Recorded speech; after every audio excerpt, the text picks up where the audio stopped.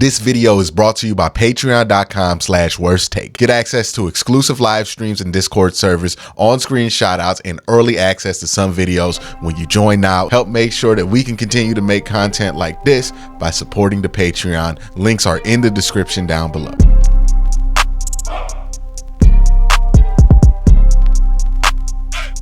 Remember last year before the San Francisco game where it felt like you just kept getting drops of bad news, right? The Browns were coming off a bye week. Nobody was getting off the injury report that we hoped would get off the injury report coming off that bye week. We had a super early bye week to begin with. And then, it went all the way down to, I think PJ Walker started that game, and a bunch of other guys who aren't usually starters had to play in that one. And then you're playing the San Francisco 49ers. I'm not going to lie, this week feels a little similar to that one because it feels like anything that could have gone wrong this week has gone wrong, right? We're talking about a legitimate investigation being opened up on the quarterback, that quarterback coming off of one of the worst games that any quarterback has played within the last 3 years, according to QBR. And now we're talking about 4 players from the Cleveland Browns being on IR starting this week. So if you're on injured reserve, that means they are guaranteed to be out 4 weeks. At the very least, right? Being on injury reserve just means that that's what the team thinks. Hey, this guy's going to be out a month. The reason teams will do this, right? Even if a player might be able to come back in that 4th week or might be able to come back in that 3rd week, a reason why the team would do this is because it opens up a roster spot. So the Browns lost 4 players into reserve. They brought 4 players in because those 4 spots open up spots on the active roster. Those 4 players are Mahmoud Diabate. He is a depth linebacker, somebody who helps out in special teams, occasionally plays some downs. He was replaced when he got hurt by Tony Fields. Tony Fields is also on the injury report for an ankle. Again, Tony Fields, similar deal, a depth player, somebody who kind of does some special team stuff. Not really the biggest loss in the world, not one you're going to feel, and they're going to have to bring in somebody to replace him, and that's why the Browns signed last night Khaleke Hudson to kind of replace him off of, I believe, the New Orleans Saints practice squad. Then there is Maurice Hurst. Ooh, this one is a little bit more serious, right? Maurice Hurst is a serious rotational player for the Cleveland Browns. He's somebody I thought would be able to contribute for this team after contributing last week. This is just, honestly, hearing Maurice Hurst is on injured reserve, it doesn't really affect how I feel about the game on Sunday as much as it just makes me bummed out for Maurice Hurst. He's had the worst injury luck anybody I can remember has ever had as an NFL player. If you remember, Maurice Hurst is supposed to be a top 10 pick coming out of Michigan. He was one of the best players on the Michigan defense that was deemed pretty good. And then he had something come out about a heart condition, which dropped him multiple rounds in the draft. He plays for a little while, and I believe San Francisco gets injured, gets cut, plays for a little while in Oakland, gets injured, gets cut, rinse, wash, repeat. I believe he was out the league for a year or 2, and then he comes to Cleveland, plays well, gets injured at the end of 2023, and unfortunately at the start of 2024, Maurice Hurst is coming back from an injury on an ankle. And the last player that's on IR is Juan Thornhill with the calf. And this one caught me by surprise because I didn't even know that Juan Thornhill got injured. I was pretty sure that he finished the game.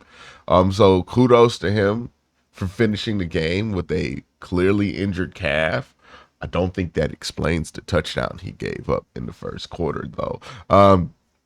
But kudos to Juan. I thought he actually played well after that mistake that he made in that game. You're expecting Ronnie Hickman. You still have Ronnie McLeod to step up. So the Browns, like, the silver lining in all of this is that none of these injuries hit you in a place or with specific players that would hurt you, right? The only position group on this team that got hit with injuries week one is linebacker. And the linebackers that got hurt are the way down the depth chart guys, right? It's not Jordan Hicks. It's not JOK. It's not your starters. Even Maurice Hurst at defensive tackle. With Maurice Hurst, while it does suck for him, the Browns do have a lot of depth at defensive tackle, which is fortunate. And who knows whenever Mike Hall is going to get off of the commissioner's exempt list. I would think it would be sometime soon, now that that legal situation seems to not be pending anymore for Mike Hall. It seems like that legal situation is done. Now they might consider hitting him with the personal conduct policy, but I don't think they will. We'll see. And even if you don't have Mike Hall, I think you have enough depth there to be fine without Maurice Hurst for 4 weeks. And then Juan Thornhill, probably the biggest name here. The truth with Juan is that it's just been for whatever reason, the Browns get the weirdest luck when they try to replace the free safety position. It is the oddest sequence of events that I have seen this team go through, dating back to when they drafted Jabril Peppers, right? They drafted Jabril Peppers in 2017. And then Greg Williams uses him 45 yards down the field on like every play. It made no sense. It saved nothing. The Browns won no games that year. So there it is. They used Jabril Peppers like that. Then they used Jabril Peppers, I believe, in 2019. Well, at least John Dorsey uses Jabril Peppers in 2019 to bring in Odell Beckham. And I think the Browns go with Demarius Randall to replace the free safety position after that. And Demarius Randall, to his credit, played really well, I think, his first year in Cleveland. His second year in Cleveland, it did not go so well. I believe it ended with him, like, not wishing great things upon the health of Greg Williams. And I think I'm putting it kindly there. And then there was the one guy that was playing free safety for the Browns for like a month or two that threatened the life of a media member over criticism about that player's game and so on and so forth, right? I mean, who can forget the season of Andrew Sadejo, where poor Andrew Sadejo became the scapegoat for like everything that could go wrong with the Cleveland Browns that year defensively. In 2020, I think we forgot this. The Browns offense was great in 2020, but the defense was highly suspect at times. And it was really that top end of the secondary that made it the case for the Cleveland Browns. And I believe there was an injury that happened pretty early on, right? I think it was like Ronnie Harrison got hurt or something along those lines. The starter at safety got hurt, and Andrew Sadejo had to play most of the year at free safety. And he was bad at free safety. And then the Browns said, hey, we don't want to deal with that anymore. We don't want to live like this anymore. We're going to upgrade the free safety position. And they went out and they got somebody in free agency who was a pretty big name at the time in John Johnson. And everybody assumed that this was going to work. Like, John Johnson was a good free safety for the LA Rams. Not so much the Cleveland Browns. I mean, his run in Cleveland was so bad that John Johnson had a hard time finding work after he played in Cleveland. And he's never really looked like the same player ever since then. So for whatever reason, John Johnson doesn't work out. The Browns move on from John Johnson. They go with Juan Thornhill. And Juan, like, when he's been out there, I don't think the play has been as bad as John Johnson's was at time, right? John Johnson had issues just caring about football at times, it felt like, when he was on the Cleveland Browns, at least.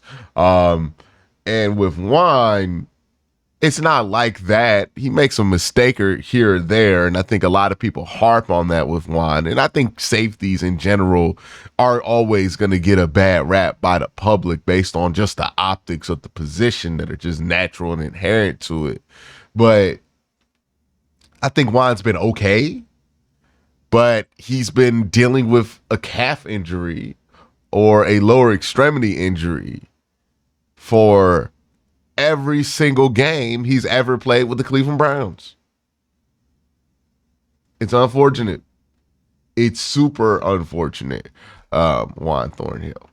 The good news here, I think, is the news that's not on the page when it comes to this report about the Cleveland Browns' health and who they're bringing in, who they're not. And I think the good news here is that David Njoku not on that list, right? Like, that is the one silver lining in all of this, because if David Njoku were on this list, that'd be a huge blow if you're missing David Njoku for at least a month, plus also, waiting on other guys to come off PUP, come off injured reserve, all of this stuff. Look, football's a dangerous sport. You're going to get a ton of injuries regardless. I know some people are going to look to blame this on the medical staff. The nature of some of these injuries don't feel like it's something you can blame on medical staff. I remember talking to Tyvis about this, and he said the soft tissue stuff, you can look around and wonder if that has something to do with the med team. But when it's bones, when it's stuff like ankles, hips, contact-based injuries, that stuff's just football, right? And all of these things outside of Juan Thornhill's calf feel like things that just happen because you're playing football at a fast speed. And this might be something that people who are play people in training camp and preseason use to defend that position. But I'd rather have the Browns not look embarrassingly unprepared for week one, and then deal with some injuries going into that game than what we're dealing with now. Like, this doesn't feel like a good alternative. Also, to supplement that, the Browns have signed back to the active roster 4 players. They brought back David Bell. So good on David. It was a weird week with him being on the practice squad and everything else. So good for him. Mike Ford has gotten brought back, and I think that will really help on like punt defense and kick return stuff. He's a solid special teamer. Kaliki Hudson, we talked about that yesterday. And then Sam Kamara, defensive tackle, got brought back to the active roster, which, Sam Kamara, solid enough player. I think they can get something solid enough out of him as like the last defensive tackle on the rotation. When it comes to the practice squad, the Browns also brought back Siaki Ika, Jeff Swain, and Luigi Villan. It's practice squad. I don't mind Siaki Ika being on the practice squad. And if like somebody getting injured is what it took for him to be on the practice squad, then okay. Don't really feel one way or another about that. It's a tough week of news here for the Cleveland Browns. They're really still going to have no excuse about performing at a high level against the Jacksonville Jaguars. Like, the Browns, there's no way to really excuse it. They can't afford to come out here and be 0-2, especially when you know what the rest of the schedule looks like going forward. They got to win some of these games that, you came into the season feeling like they are winnable. You're going to need guys to step up in place of injury in order to make that happen. You're going to need them to tap into the energy that they had last year when they dealt with way more significant injuries way earlier to the season, right? Like last year, we were talking about Jack Conklin being out for the year and all of these other injuries that were going on with the Cleveland Browns heading into week 2. This week, we're just talking about guys hitting IR, right? These guys are going to come back. Juan Thornhill's coming back. The hope is that Maurice Hurst comes back from that ankle injury, so on and so forth. So while the news does not feel great today, we'll see what Sunday brings for this team. But that's the update going on with the Browns. Let me know what you think in the comment section down below. Y'all have a great day. Have a better night. Peace.